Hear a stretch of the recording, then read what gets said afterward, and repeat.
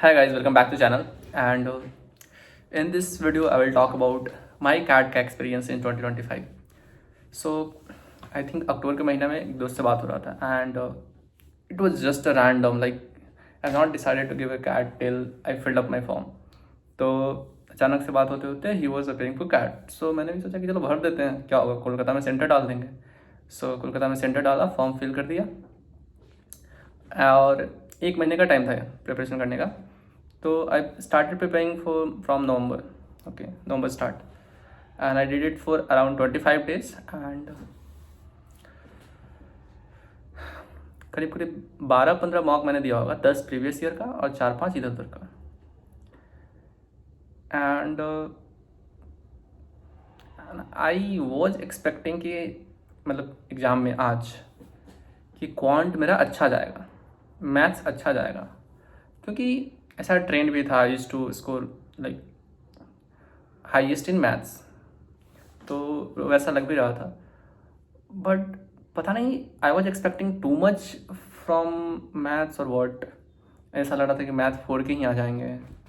But वहाँ गया, सबसे पहले VARC आया, DIL आया. VARC मतलब English, reasoning and then maths.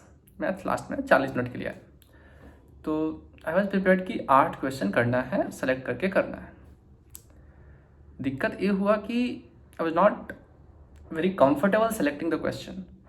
मैं जो भी क्वेश्चन देखता था, मतलब urge to solve and then move on to the next, वो था मेरे अंदर. और उसके कारण मैं पूरा लटपटा गया और करीब करीब 25-26 मिनट में आई रिमेंबर 4 क्वेश्चन मेरे ग्रीन मार्क थे, बाकी सब रेड 2-4 ब्लू था. फिर उसके बाद मैं दिमाग काम करना बंद कर दिया. फिर just started shifting from this to this.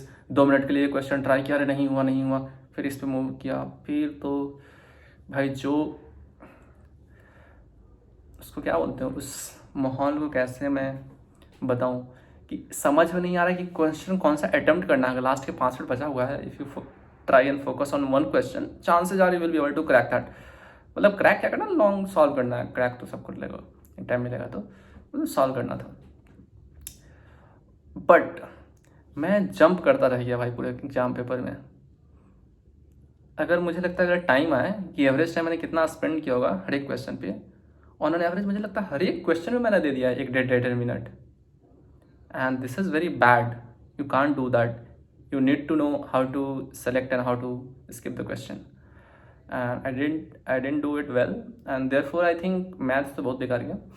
But expectation, I think I should be getting around 10-12 marks in maths out of 66. And in reasoning DILR section I should be getting 20 I should get. And in VARC I have no idea. I have attempted, I think 3 RC and couple of that para jumble or summary wala question, but I am very unsure about the VARC section because most of the answers that I have marked in VARC is instinctive. I mean, if you ask me a single question कि तुम भाई इसको 90% ज़्यादा probability के साथ सही करके दिखाओ, या फिर कोई कंफर्म क्वेश्चन बताओ जो तुम सही कर दोगे, I will not be able to mark. क्योंकि भाई मैं जो भी आंसर करता था, अगर सब ऑप्शन पढ़ा, अगर मैं उस एंगल से सोचने लगता था तो मुझे सब सही लगता था. तो इस तरह से VARC में तो मैं कुछ कह नहीं सकता हूँ, क्योंकि VARC कुछ भी हो सकता है. आई will not be surprised if I gate 10 और below 10. I will not be surprised if I gate 20, 25, 30 और वट एवर. सो क्योंकि VARC में एक इंटरेस्टिंग चीज़ बताता हूँ. VARC जब मैं स्टार्टिंग का मॉक देने लगा तो मैं क्या करता था कि VARC में मैं पूरा कंप्लीट करने की कोशिश करता था. उसमें तुम हल्का तुक्का मारोगे, हल्का सोच के मारोगे, कुछ करके, तो वैसा होता था, मार्क्स बहुत ख़राब आता था. फिर मैंने एक शॉर्ट्स देखा, उसने बताया कि भाई VARC में देखो, अगर RC तुम नहीं पढ़ पा रहे हो तो तुम जो 8 क्वेश्चन रहता है पैरा जंबल और जो रैंडम क्वेश्चन रहता है वो किया करो. RC मतलब रीडिंग कॉम्प्रहेंशन, पैसेज टाइप का जो होता है, तो फिर वो किया करो. मैं वो स्टार्ट किया. मैं पूरा 40 मिनट उसी पे देता था. एक रीडिंग कॉम्प्रहेंशन करता था, बाकी 30 मिनट उस पर देता था. मतलब दिस इज ब्लंडर ब्रो, क्योंकि वहाँ सही करना और मुश्किल होता है. RC में तो मान लो 5 क्वेश्चन में 2 सही कर दो, 3 सही हो गया, अच्छा लग रहा तो तो यू विल बी लाइक 3 3 जा 9 और 2 माइनस हुआ, 5 6 को मार्क्स मिल जाएगा यहाँ से। तो आरसी इज़ लाइक फिर उसके बाद फिर मैं आरसी अटेम्प्ट करने लगा। उसके बाद जब मुझे पता चला कि भाई वहाँ टाइम देना ही बेकार है, तो मैं आरसी में टाइम देता था, आरसी कोशिश करता था, उसमें सही गलत होता था तो बात अलग है। तो आरसी I can't make a guess, but I think I will not be surprised if I get below 10 और above 20, so that's completely on luck. और उस टाइम क्या इंस्टिंक्ट पे मैंने क्या मारा वो इस पर डिपेंड करता है।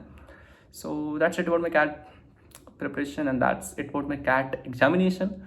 रिजल्ट आई थिंक पता नहीं कब आएगा, but response sheet I will get by next week, so I will share it with you. Thank you.